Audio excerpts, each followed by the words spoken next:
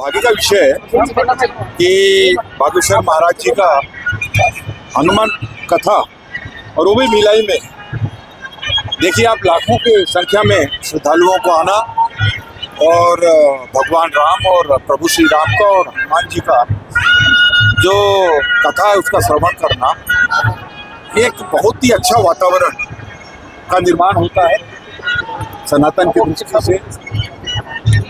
आदरणीय बागेश्वर महाराज जी पूरे देश में और देश के बाहर भी, और लगातार इसको आगे बढ़ाने की दृष्टि से और आते हैं। लेकिन ये प्रवचन जिसमें प्रभु श्री राम का और हनुमान जी की कथा का जो विवरण होता है, उनके मुखार बिंदु से अनुभव है।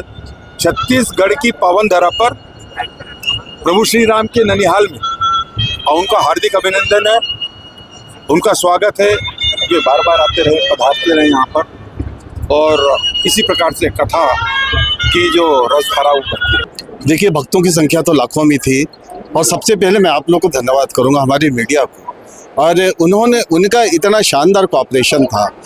हमारे गुरुदेव के भाव जनता तक पहुंचाने में उनका सबसे बड़ा योगदान है, और उन्हीं के कारण में आज इतनी बड़ी संख्या में हमारे भक्तजन यहाँ पर आए। मैं आपके माध्यम से उन सभी को धन्यवाद करता हूँ।